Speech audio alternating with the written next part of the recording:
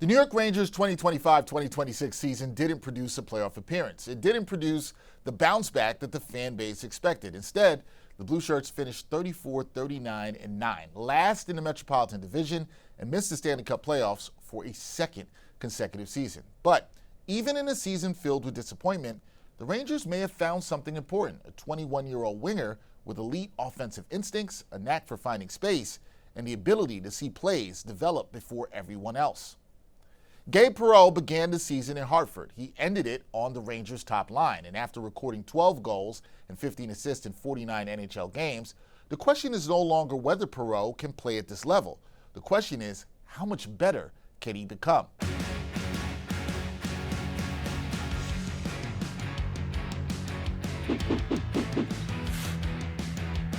Perreault arrived with one of the strongest offensive resumes of any player in the Rangers system. He set the U.S. National Team Development Program's single-season scoring record, then produced 108 points in 73 games across 2 seasons at Boston College. But after a 5-game NHL audition at the end of the 2024-2025 season, Perreault didn't make the Rangers' 2025 opening night roster. New York sent him to Hartford, and he responded. When the Rangers recalled him on December 17th, Perreault led Hartford in both goals and points. One night later, he scored his first NHL goal. It goes off of Perreault, head up by Lava, seam pass, stick on the ice, left skate.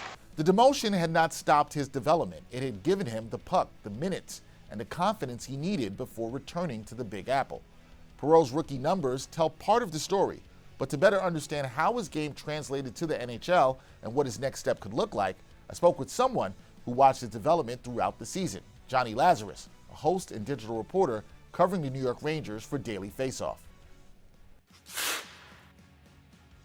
So, Jonny, you watched Gabe Perreault make the transition from Hartford to the NHL. What parts of his game translated immediately, if anything did, and why was he able to make an impact despite the questions that have followed him about his size, strength, and skating ability? I think for Gabe Perreault, similar to Adam Fox, the way they play the game, how smart they are on the ice, like whenever they're out there, they are arguably the smartest player on the ice. So you have to think at a certain point that's going to transition, right? That's going to click.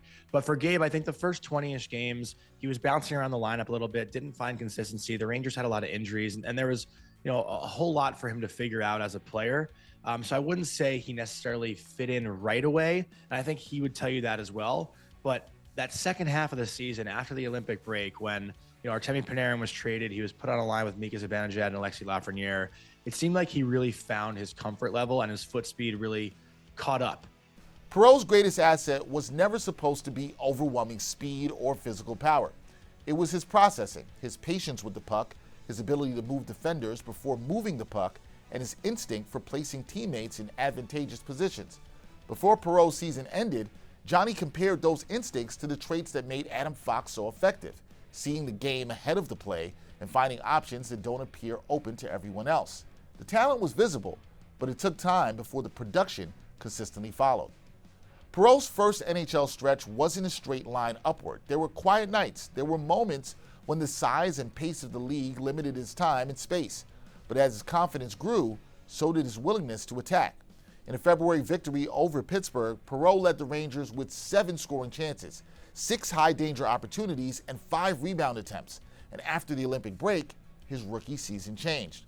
19 of Perreault's 27 NHL points came during his final 28 games. 50 of his 73 shots came during that same stretch. He wasn't only seeing the play more clearly, he was becoming more assertive with it. And the biggest development came when Mike Sullivan placed Perreault alongside Mika Zibanejad and Alexis Lafrenière. The three brought complementary skills. Zibanejad provided two-way responsibility and a veteran center's awareness. Lafrenière brought finishing, physicality, and direct attacks toward the net. Perreault connected them with his vision. In 262 5-on-5 minutes together late in the season, the line controlled just over 53% of the high-danger chances and outscored opponents 14-10.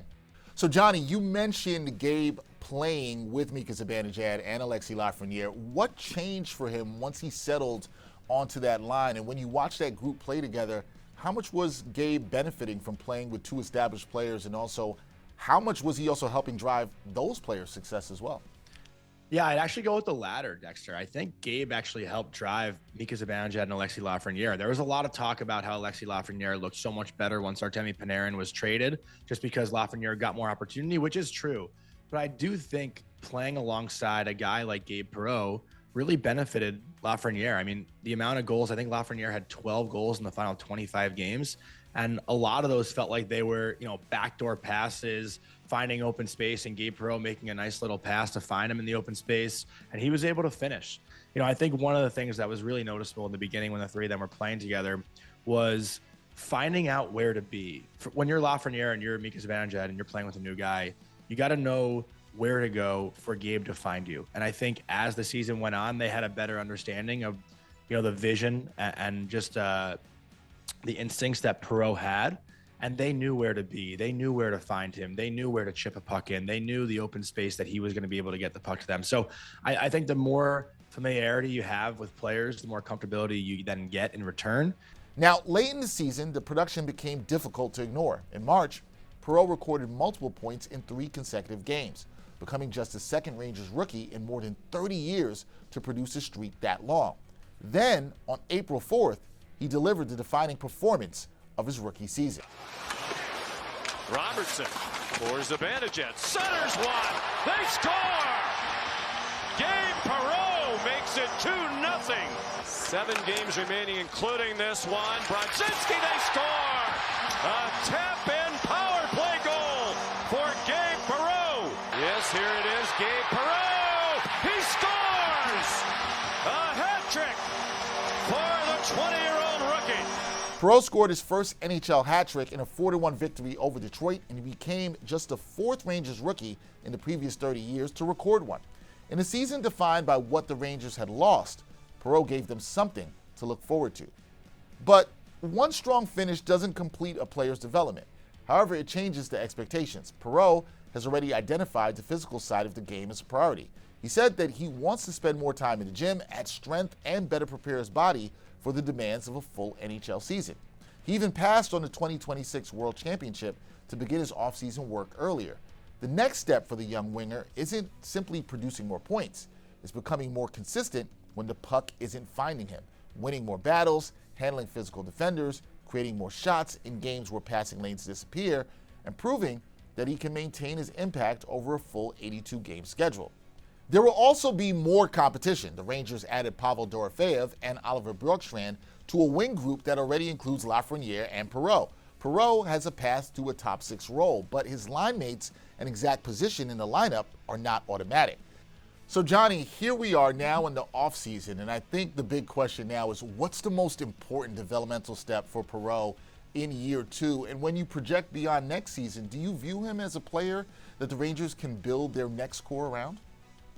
1,000%. I think Gabe Perreault is arguably one of the most important players going into this season. He has a very big responsible role playing in the top 6 as a winger alongside Lafrenière and Zibanejad, although there's a big debate online right now with Ranger fans if Gabe Perreault is going to play alongside Pavel Dorofeyev, the newly acquired forward from Vegas, who can put the puck in the back of the net. And obviously if Gabe plays alongside Dorofeyev, who gets you 35 goals pretty much every year, that would be great to unlock Pavel Dorofeyev in a Ranger uniform. But I do think firmly Perreault should stay alongside Zibanejad and Lafrenière, and I would love to see Gabe Perreault getting consistent first power play reps. And that was something that Lafrenière and Kakko, I think, struggled with in their time here as young players. They weren't put on the first power play unit consistently, which I think hindered their development a little bit. So if you put Gabe on that top unit, and you're looking at a pretty loaded unit right now with Adam Fox, you'd have a Lafrenière on there as well, Mika Zibanejad and Dorofeyev. The argument would be JT Miller being on the top unit for me. The next step in his progression and his development is getting him those consistent reps on the first power play unit. And I think most fans, most people would agree with that as well. There isn't complete agreement about Perreault's ceiling. Some prospect evaluators believe his hockey intelligence and playmaking give him first line, even 100-point upside. Others question whether his size and skating could limit him to a less prominent role. That range of opinion shows both the excitement surrounding Perreault and the development still required before any final conclusion can be reached. Gabe Perreault's rookie season didn't answer every question about his future, but it did answer an important one. He belongs in the NHL. He learned his way out of Hartford. He produced when given top-line responsibility. and he displayed the kind of vision and offensive instincts the Rangers have struggled to develop internally. Now comes the harder part, turning a promising finish into a consistent standard. Because if Perreault can make that leap in year 2, he won't just be a young player helping the Rangers' next core. He could become one of the players that core is built around.